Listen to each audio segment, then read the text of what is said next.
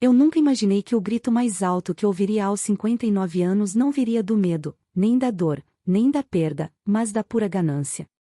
Não foi numa rua escura, nem num corredor de hospital. Foi dentro da minha própria sala de estar. Da boca da minha própria nora. E as palavras que ela gritou naquele dia mudaram tudo o que eu acreditava sobre família, confiança e herança. Antes de contar como eu doei tudo, e o que aconteceu depois, você precisa entender quem eu era antes daquele momento. Se histórias como a minha importam para você, se você acredita que a vida ainda ensina lições mesmo depois dos 50, eu te convido a se inscrever agora, em silêncio. Que os seus anos futuros sejam cheios de paz, sabedoria e coragem para se defender, não importa a idade. Meu nome é Susan. Tenho 59 anos.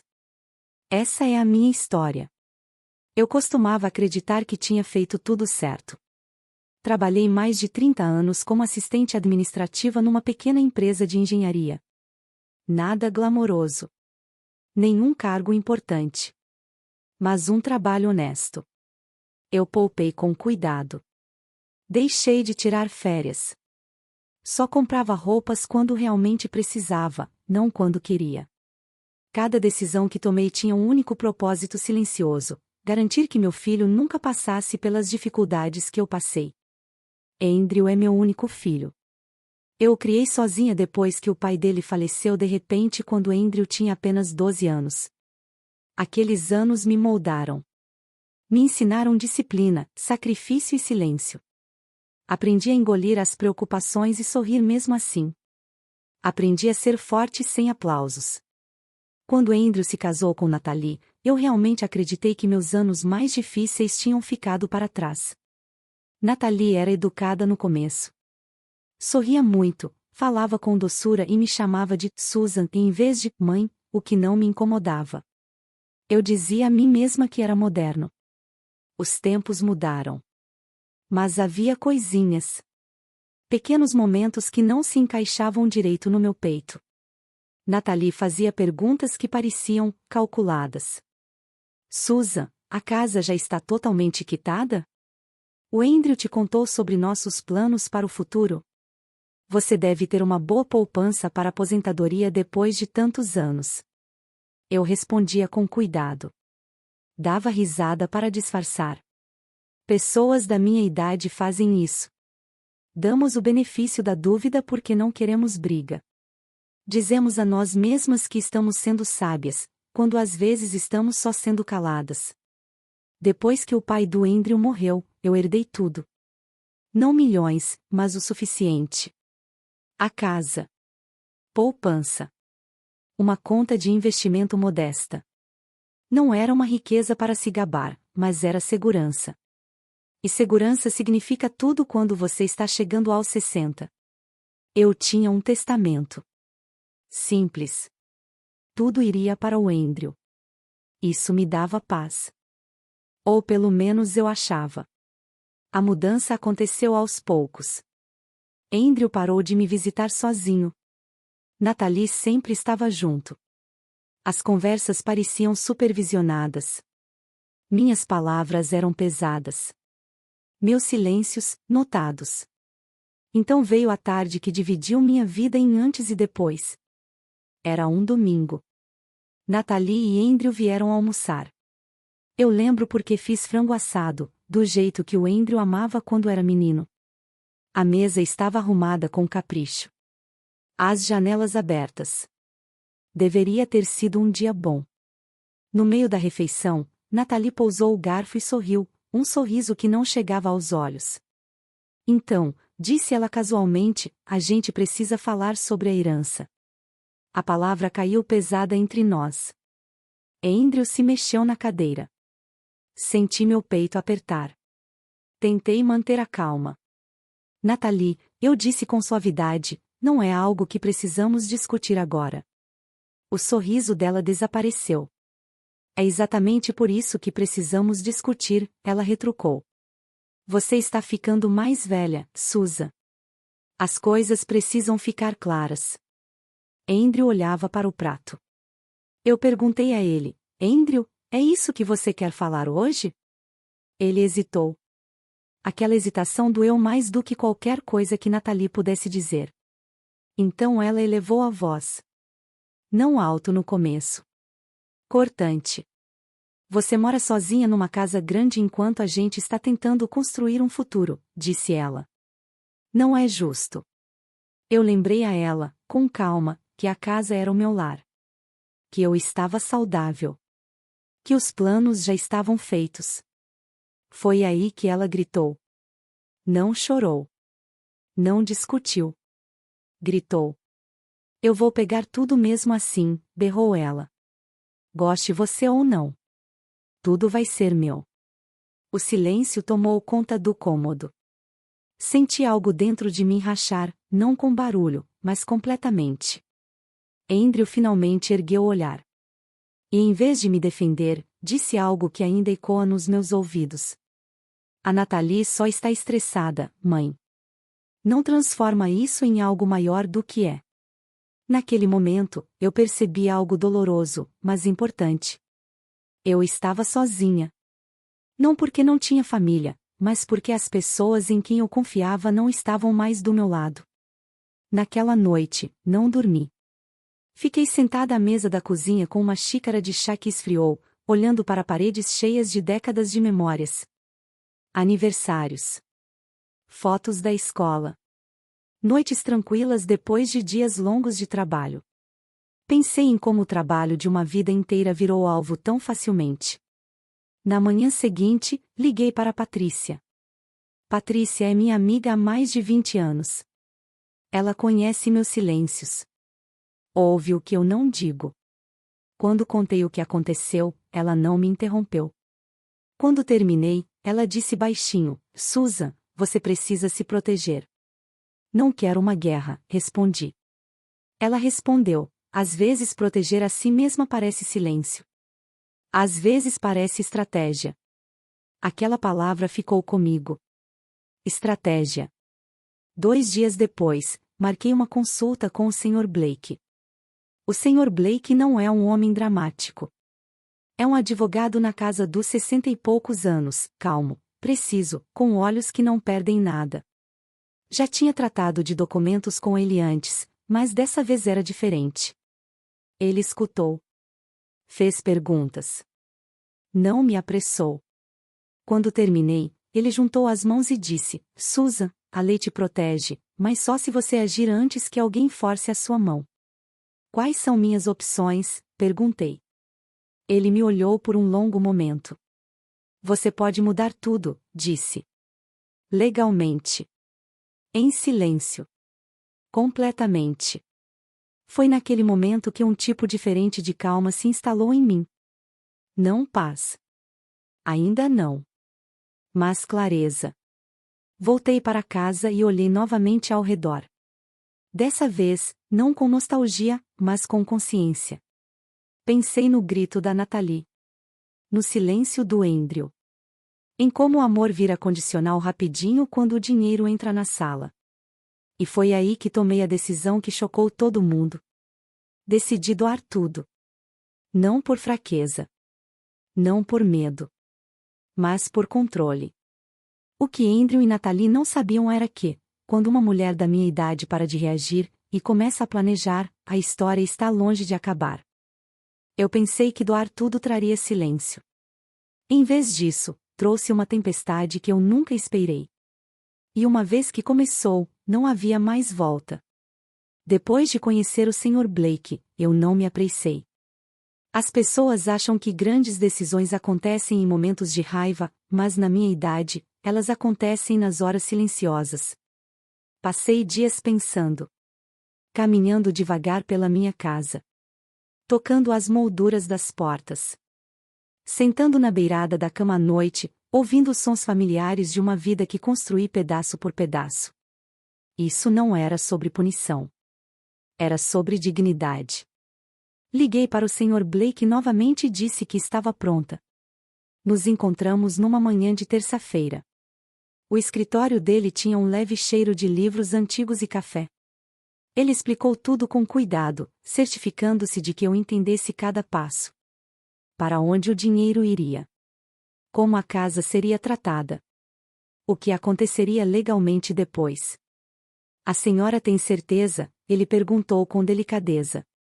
Tenho, eu respondi. Escolhi doar uma grande parte das minhas economias para causas em que acreditava, programas para mulheres viúvas, moradia comunitária e uma pequena instituição de caridade local que ajudava idosos sem família nenhuma. A casa seria colocada em um traste, não para Andrew, não para Natalie, mas gerida de forma independente. Fiquei com o suficiente para viver de forma modesta e segura. Nada mais. Nada menos. Quando assinei os papéis, minha mão não tremeu. O que tremeu foi a ilusão em que Andrew e Natalie viviam. Eles descobriram 2 semanas depois. Andrew veio sozinho dessa vez. Isso por si só já me disse tudo. Ele ficou na minha porta, mãos nos bolsos, olhos inquietos. Mãe, ele disse, precisamos conversar. Eu me afastei e o deixei entrar. Sentamos à mesma mesa da cozinha onde Natalie tinha gritado. O ar parecia mais pesado agora. Ele não enrolou. A senhora realmente doou tudo? Ele perguntou. Eu o encarei com calma. Sim. O rosto dele corou. Por que a senhora faria isso? Respondi com honestidade. Porque era meu para doar. Ele passou a mão pelo cabelo. Natalie está furiosa. Eu esperei. Ele não disse mais nada. Andrew, perguntei baixinho, você também está bravo? Ele hesitou de novo. Aquela pausa tão familiar. Eu só não entendo, ele disse por fim. Nós estávamos contando com isso. Aquela palavra, contando, cortou mais fundo do que o grito de Natalie jamais conseguiu. Vocês estavam contando com a minha morte? Perguntei suavemente. Ele se encolheu. Não foi isso que eu quis dizer. Mas foi exatamente isso. Natalie não demorou muito para me confrontar ela mesma. Ela apareceu sem avisar numa tarde, a energia afiada, os movimentos impacientes. Não se sentou. Ficou de pé na minha sala como uma promotora. A senhora nos envergonhou, ela disse. A senhora tem ideia de como isso nos faz parecer? Eu estudei o rosto dela. Mais jovem. Confiante. Certa de que o mundo lhe devia algo. Eu não fiz isso para envergonhá-los, respondi. Fiz para me proteger. Ela riu, mas não foi um riso caloroso. De nós. Eu sustentei o olhar dela. Da sensação de direito. A voz dela subiu de novo, mas dessa vez eu não me encolhi. A senhora roubou o nosso futuro, ela gritou. Eu respondi com calma, eu garanti o meu. Essa foi a última conversa que tivemos a sós. A partir daquele dia, Andrew parou de ligar. Os feriados passaram em silêncio. Patrícia passou o dia de ação de graças comigo. Cozinhamos juntas, rimos baixinho e não mencionamos nomes que já não pareciam mais seguros de pronunciar. As pessoas acham que vingança é barulhenta. Às vezes, ela é só pacífica. Mas a história não terminou aí. Um mês depois, recebi uma ligação de um número desconhecido. Senhora Susan, um jovem perguntou educadamente. Aqui é o Lucas. Não sei se a senhora se lembra de mim, eu trabalho no restaurante perto do escritório do seu filho. Eu me lembrei. Andrew tinha me levado lá uma vez. Temos algo que acho que a senhora deveria saber, Lucas continuou, a voz hesitante. Eu não tinha certeza se devia falar, mas não me pareceu certo. Meu estômago se apertou.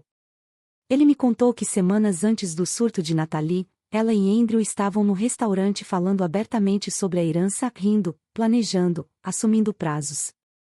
Assumindo resultados. Assumindo que meu silêncio significava consentimento. Ela disse, Lucas fez uma pausa, quando tudo for nosso, não vamos mais precisar nos preocupar. Agradeci baixinho e desliguei. Fiquei sentada ali por um longo tempo depois, deixando a verdade se assentar por completo. Eles não tinham reagido à minha decisão. Eles tinham planejado para ela muito antes. Naquela noite, eu não chorei. Senti algo mais frio, e mais claro. Liguei para o Sr. Blake novamente. Temos mais, eu disse a ele. Ele escutou. E então disse algo que até me surpreendeu. A senhora fez a coisa certa mais cedo do que imagina. O que o senhor quer dizer? Perguntei. Porque agora ele disse, ninguém pode tirar nada da senhora. E isso muda o poder. A notícia se espalhou pela família estendida com o tempo. Alguns concordaram comigo. Outros não. Alguns sussurraram que eu tinha ido longe demais. Mas aqui está o que ninguém fala. Quando você chega a uma certa idade, para de viver em busca de aprovação. Começa a viver em busca de paz. Andrew tentou mais uma vez, semanas depois. Perguntou se havia alguma maneira de consertar as coisas. Eu lhe disse a verdade. Consertar as coisas não significa desfazer limites. Ele não gostou daquela resposta. Nathalie nunca se desculpou. E mesmo assim, algo inesperado aconteceu. Eu passei a dormir melhor. Caminhava mais leve. Comecei a fazer trabalho voluntário num dos centros para os quais doei. Conheci mulheres da minha idade que tinham perdido tudo, e ainda sorriam. Numa tarde, Patrícia me perguntou algo que me fez parar. A senhora algum dia se arrepende? Ela perguntou. Pensei com cuidado antes de responder. Me arrependo de ter confiado no silêncio, eu disse. Não me arrependo de ter escolhido a mim mesma. Ainda assim, havia um momento final por vir. Um momento que fecharia este capítulo de vez. E quando ele chegou, obrigou Andrew a ver a verdade que ele evitara o tempo todo. Mas aquele momento veio a um custo que nenhum de nós estava preparado. Eu não sabia como seria aquele momento final. Eu só sabia que ele estava chegando. Depois de tudo o que havia acontecido, os gritos, o silêncio, a distância, eu havia chegado a uma calma estranha. Não era felicidade. Não era alívio. Era aceitação. Eu havia parado de esperar por desculpas que talvez nunca viessem. Parei de ensaiar conversas na minha cabeça. Aprendi a viver com perguntas sem resposta. E aquilo, eu acreditava, era o fim. Então a carta chegou. Chegou numa manhã tranquila, dobrada com cuidado, meu nome escrito com uma caligrafia caprichada. Eu a reconheci imediatamente. Sr. Blake.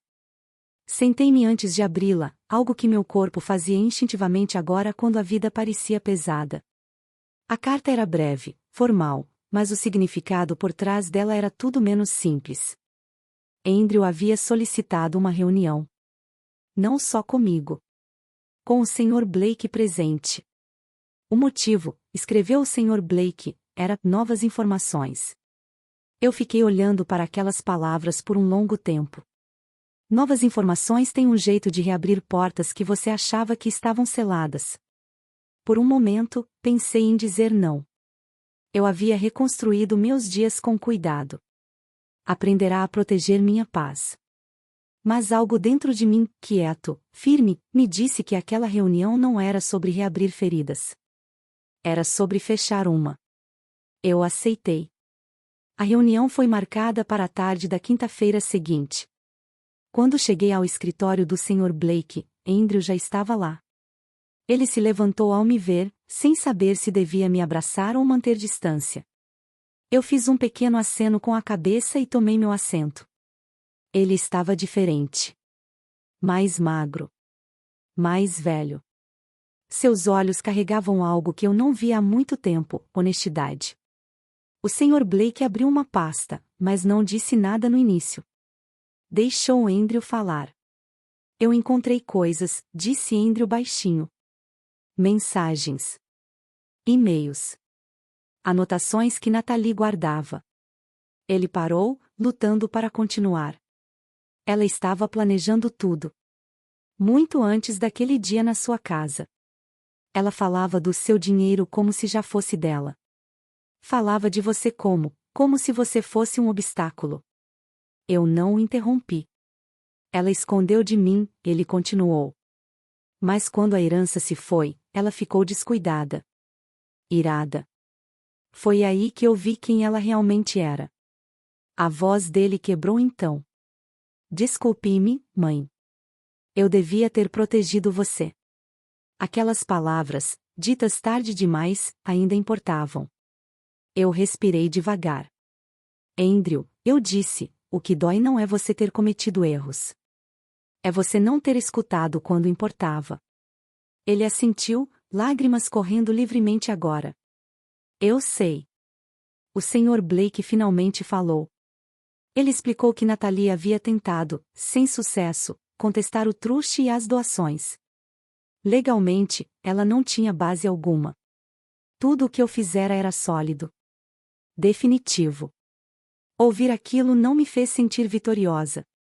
Me fez sentir segura. Natalie não compareceu à reunião. Segundo Andrew, ela se recusou. Disse que não havia mais nada a discutir. Aquela ausência me disse tudo o que eu precisava saber. Nas semanas que se seguiram, Andrew e Natalie se separaram. Não houve confronto dramático, nenhuma cena pública. Apenas um desfazer lento de algo construído sobre expectativa, não sobre respeito. Andrew veio me visitar numa noite depois do trabalho. Ele ficou na porta como um convidado, não como um filho. Posso entrar? Perguntou. Eu me afastei para o lado. Sentamos juntos em silêncio. Sem acusações. Sem defesas. Apenas duas pessoas aprendendo a conversar de novo. Eu não espero que as coisas voltem a ser como eram, disse ele com cuidado. Não podem, respondi. Mas podem seguir em frente de forma diferente. Aquele foi o começo de algo frágil, mas real. Começamos com coisas pequenas. Café uma vez por mês. Caminhadas curtas. Conversas sem pressão. Eu não ofereci dinheiro. Ele não pediu. Aquela fronteira permaneceu firme. E algo surpreendente aconteceu. Sem dinheiro entre nós, finalmente nos vimos com clareza. Continuei voluntariando no centro comunitário. Conheci pessoas que haviam perdido muito mais do que eu, e ainda encontravam motivos para sorrir. Uma mulher, da minha idade, ouviu minha história e disse: você não apenas doou dinheiro. Você se deu de volta a si mesma. Aquilo ficou comigo. Patrícia também notou a mudança. Você parece mais leve, disse ela uma tarde enquanto lavávamos a louça juntas. Estou, respondi. Finalmente parei de carregar coisas que não eram minhas para carregar. Quanto a Natalie, ela sumiu completamente da minha vida. Sem desculpas. Sem explicações. Apenas distância. E, estranhamente, eu não precisava de fechamento dela. Eu havia me dado isso sozinha. Hoje, minha casa ainda é meu lar. Meus dias são mais quietos, mas mais cheios. Acordo sem medo de ser vigiada, medida ou contada regressivamente. Vivo nos meus próprios termos, modesta, segura e livre. Andrew visita de vez em quando. Conversamos com honestidade agora. Não como mãe e filho presos por obrigação, mas como dois adultos aprendendo com o passado. E quando olho para trás naquele dia, o grito, a ameaça, o momento que quebrou tudo, eu não sinto mais raiva. Sinto gratidão. Porque aquele momento me obrigou a escolher a mim mesma. E aqui está o que eu quero que você saiba, especialmente se você está ouvindo isso nos seus anos mais avançados. Nunca é tarde demais para traçar uma linha. Nunca é tarde demais para proteger sua dignidade.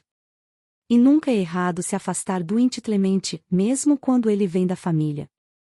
Às vezes, a maior herança que você pode deixar é um exemplo. Se essa história tocou algo dentro de você, se lembrou você da sua própria força ou de uma escolha que você teve que fazer um dia, eu te convido a compartilhar seus pensamentos nos comentários. Sua história também importa. E se você acredita que histórias como essa merecem uma voz, histórias de coragem, limites e força quieta, por favor, considere se inscrever. Que seus dias sejam tranquilos. E que você sempre se lembre, escolher a si mesmo não é egoísmo.